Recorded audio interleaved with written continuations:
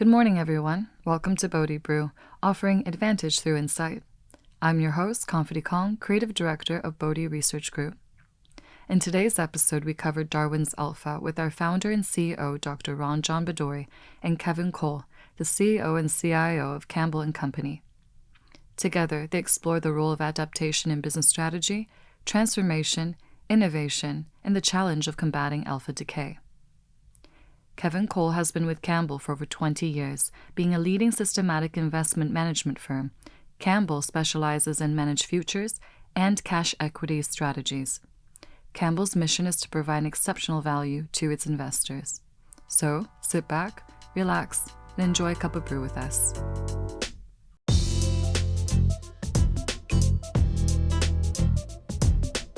Welcome everyone to BodhiBrew. I'm Ranjan Bhaduri, and we have as our guest today Dr. Kevin Cole of Campbell. Welcome, Kevin. Thank you, Ranjan. I'm happy to be here. Thank you, Kevin.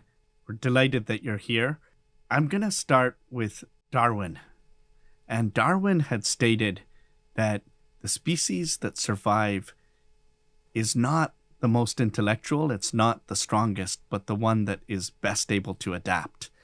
And today's episode is really about adapting, and it's adapting in terms of business strategy, transformation, as well as from a research perspective, innovation and combating alpha decay with regards to innovation and research. So for those in the audience that don't know, Campbell started in 1972, and it has a very impressive history.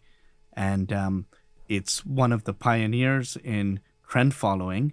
And even though trend following is still a core part of their multi-strategy program today, they have changed and adapted a lot over the last 10 years.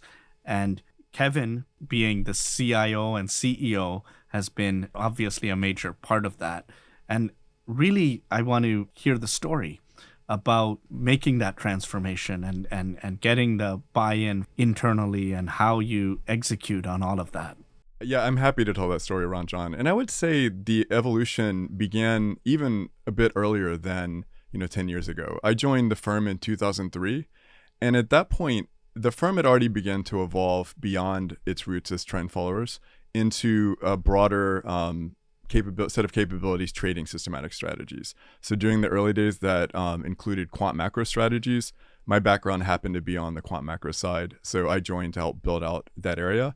But the firm also got into equity market neutral trading, specifically statistical arbitrage, in the early 2000s. So we had built out a broad set of capabilities by the early 2010s, but the firm was still probably primarily positioned as a trend follower, both in the business strategy and also maybe in the minds of investors. And it really took a big push, frankly, from the research team to push us beyond that. And one key inflection point for the firm was in 2014, where we took a look at our capabilities and we took a look at the portfolio mix and recognized that we had an opportunity to reshape the firm around more of a multi-strategy approach. So in our absolute return program, we made a strategic shift at that point to have a more balanced mix among macro, short-term, equity market neutral, and trend. And so now, since that time, we've had about 10 years to see that process play out. And again, it took a while, I think, both to fully gain conviction in that within the firm, but maybe even more so to be able to tell that story to external investors into the marketplace. And one thing that's been really gratifying is that, after a period where that felt like a challenge and felt like a struggle at times to transform, that story of who we were, I think the last 5 years, we've really seen that happen. And so that's where I would say, we've seen that evolution really fully take shape over the last 5 or 10 years. And it's been really exciting to be part of. And also, exciting for me to expand my leadership role in terms of guiding that evolution. No, absolutely. I say this with the utmost respect, but today's Campbell is not yesterday's Campbell. Not saying anything was wrong with yesterday's Campbell, but it's really adapted and evolved. And from a research perspective, a lot of where this adaptation has occurred is, it makes a lot of sense in this. There's a paper, I think it was 2004 or 2005 by Harry Catt, Hedge Funds and CTAs, a match made in heaven. And in essence, a multi-strat that has futures and equities is that match made in heaven in terms of opportunities. And I also had written a paper on overlay underlay blending equities and futures. And so there's a lot of research, that backs up that ability to make that transformation. There's also, from a multi-strat perspective, the netting of fees now, right? Like from an investor's perspective, if they invest in a separate CTA and a separate market neutral equity, the performances, they're paying performance on both. And here in a multi-strat, it's netted. So the research part makes a lot of sense. I want to hear a little bit about the human element, the business, management of making these changes, getting the buy-in, the communication, and how it impacted the internal culture and so forth. So just maybe a little bit on that would be interesting, please. Yeah. So, to start with, I would say that we've had some foundational elements of our culture in place for many years. And probably the most foundational element of that is collaboration. We see ourselves as distinctly different than the model of some firms, maybe some of the multi-strats, some of the pod shops where maybe teams are very siloed and the incentive structure is also based around more of an eat what you kill model. That, not to denigrate that approach because that certainly works for some firms, but we found that for us, it's a much better approach to have an open collaborative culture. It works for us in terms of delivering high quality research through a peer review process to make sure that you have a lot of smart people from different backgrounds working together to, challenge those ideas, make sure they stand up to scrutiny, and to make sure that the best ideas make it through that process into the production portfolio. And it also is important to us in terms of that helping to guide that innovation, because we think about cross-pollination as being a key benefit of the collaborative approach. And by cross-pollination, I mean ideas that may begin within one area of the firm are, find applicability in another. We've seen a lot of examples of that in terms of, for example, a short-term statistically driven model that first goes in on the future side might have applicability on the equity market neutral side. And finally, it's really for the types of people that we want to attract, that open collaborative culture fits well with a certain personality type where they really thrive in that environment. They enjoy working together with colleagues and sharing ideas openly. So that collaborative culture has been very important to us. And as I grew in my leadership of the firm, I knew that that was something that we wanted to maintain. But as I thought about how we could evolve the strategic direction of the firm and other elements of the culture, one thing that was very important to me was defining our success in terms of our investment success. I believe strongly that if we deliver for our investors, then we will succeed as a business.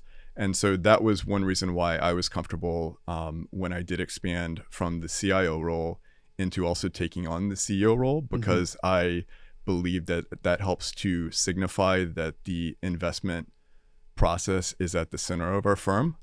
That's not to say that other parts of the business are not important. And, one reason that I was comfortable taking on that role as CEO was because I have high confidence in the team around me, particularly not just on the research team, but also on the operations side and the business and sales side. But having that research focus of the firm has been very important. And I think we've been able to deliver that. And then other elements of the culture that I found to be quite important are making sure that we project conviction throughout the firm, that we have something that is, very worthy and high quality. Sometimes as researchers, with the personality of a researcher, you can be humble, which is a great thing in this business. But at times, maybe there's a risk that, we can be too humble, and we need to make sure we express conviction. So that's been important to me.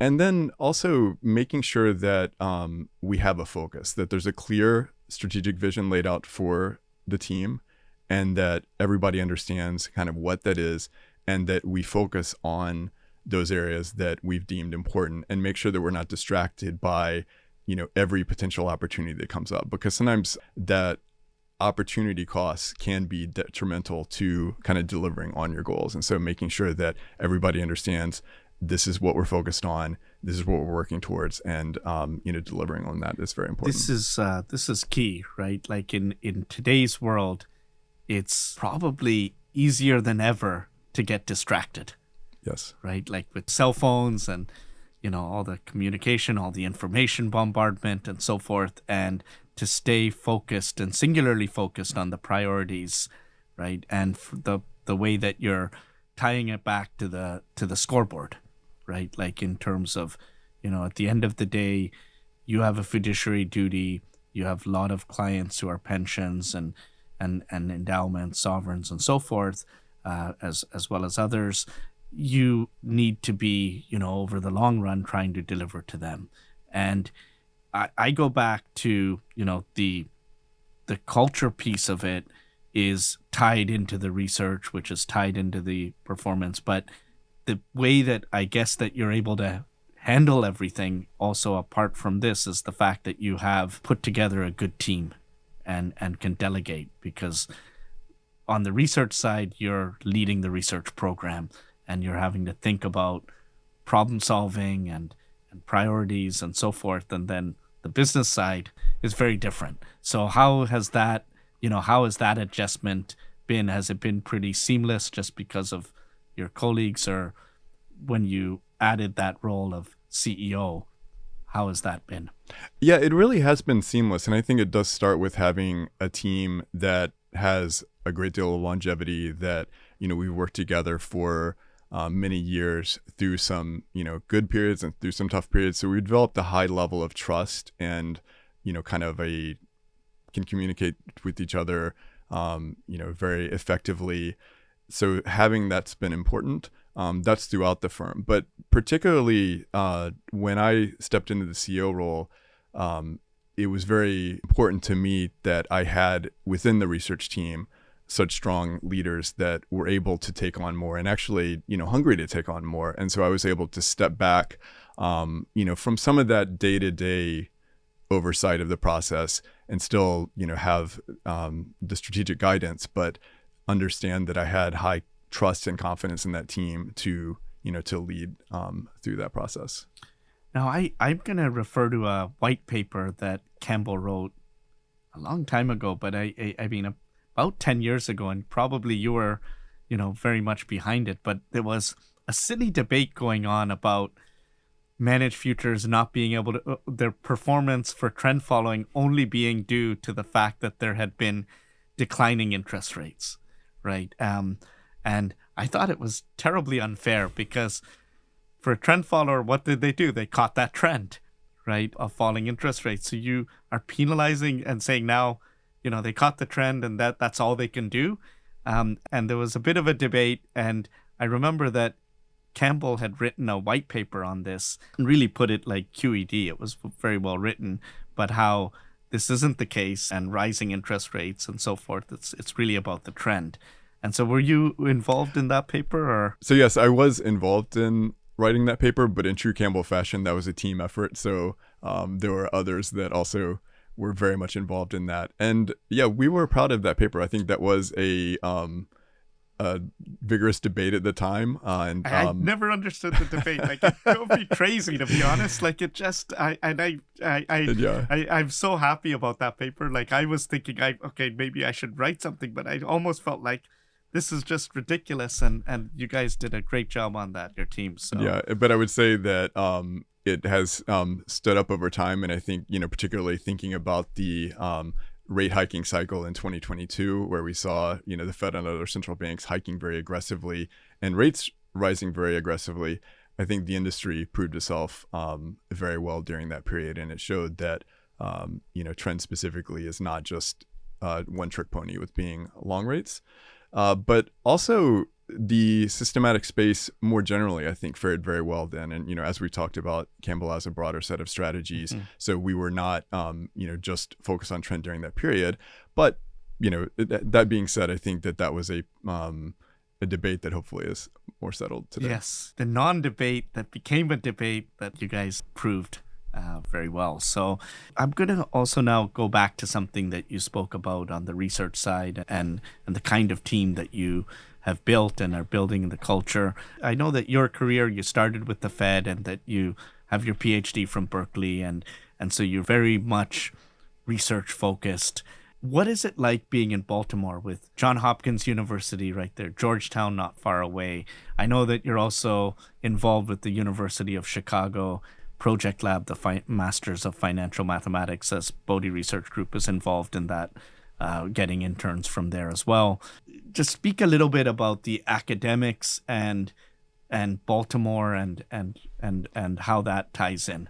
Yeah, it's somewhat unique. And, sometimes when we first tell people we're in Baltimore, we get some raised eyebrows because, it is a different environment than New York or Greenwich or London or even Toronto. And I think that there have been times where, that may have felt like a challenge in terms of recruiting, but we have over time really turned that to our advantage, I'd say. And I think we're swimming in a little bit of a different lane than the typical firm in New York or London with the type of person we're looking for and the type of person that succeeds at Campbell. And you're exactly right. A lot of that has come from a differentiated talent that's in the Baltimore, Washington area. Johns Hopkins is a tremendous partner for us because they have strength across so many departments. Their math, sciences are very strong, finance and economics as well. They have particular strengths in machine learning, which is very interesting to us. But beyond the universities in the area, having access to that sector that's related to government, national security has been quite valuable because there's a lot of people in that have the technical skills we're looking for that might never have been looking for a finance job, might have no interest in moving to New York or one of the other major financial centers, but are interested when they meet our team, get to know us and say this is a group that's working on hard problems using sophisticated math, stats, programming, etc. And that's been the type of person that's been very successful for us. We find that we can train people on the financial knowledge fairly quickly, but we're looking for smart people with those kind of STEM skills and a personality that is aligned with ours. You've been in the industry a long time. From a research perspective and modeling perspective, what has changed from 5 years ago, 10 years ago, 15 years ago in terms of how you go about doing research, what you're doing? Maybe just touch upon that. And I know it's a tough question to, obviously computing power has increased and so forth and so on. But yeah, on the one hand, there has been quite a bit of evolution. I think if we look at the types of data sets that are available to quant researchers, that's expanded quite dramatically. If we look at the analytical techniques, machine learning methods, and so on that are at our disposal, those have, again, expanded quite a bit. But I would say at least from our perspective, the foundational research process has not really changed that much over, the last 10 plus years. I think the way that we go about doing high quality research, the peer review process we use has largely stood the test of time because it's worked for us. I think we have seen, if anything, an increase in our pace of innovation over the last decade. I mean, we think of our goal as being to deliver on average about 5 or so new models into the portfolio a year. I would say over the last 5 years or so, it's been more on the order of 10 new models a year. So we've expanded the set of strategies in the portfolio quite a bit. If I think back to 2014, when I mentioned we made that strategic shift within the absolute return portfolio, at that point there were about 40 strategies in the portfolio, and today there are over 140. So it has been a steady process of innovation, and again, we're always interested in finding the next new data set or the next new machine learning technique, but there's no holy grail in terms of that single data set or analytical technique. It really comes down to doing that hard work and just continuing to focus on innovating. I think Somerset Maugham said it's a great nuisance that knowledge is only gained through hard work, right? And if you could share a nugget of wisdom, either for the young professional or for the young researcher. Yeah, I think I would build on the comment that I just made, that I don't believe there's a single holy grail out there. I think it can be tempting when you first get into the industry that you're searching around and thinking, I'm going to find that, machine learning technique that I can, that nobody else has kind of found the right way to apply. And I'm going to build that 3-sharp strategy and it's going to print money. I tend to think that that is not realistic. I think that, I and we as a firm start from the perspective that markets are not perfectly efficient, but they're highly competitive. There's a lot of really smart, really motivated, really well-resourced people out there that are, searching for the same sources of edge. And it means that, you have to be very diligent about just doing the hard work and, continuing to, work hard to uncover those opportunities and understand that your work is never done, that you can never be complacent, that, maybe you've had, a period of good performance and you might get a little bit overconfident, or you might have a period of bad performance and you may feel a little discouraged, but that it's important to just, maintain that focus and, having that goal of innovation at the core, and you will succeed. Thank you, Kevin. That was very insightful, and it reminds me of something that I've observed in 25 plus years of manager research and due diligence, that I truly believe that the biggest enemy to success is hubris and complacency. And so it doesn't surprise me that when you're talking about, the keys to your success and your organization's success, that you're emphasizing hard work and innovation. And with that, I thank you very much, Kevin, and thank you for listening to BodhiBrew. Thank you, Ranjan.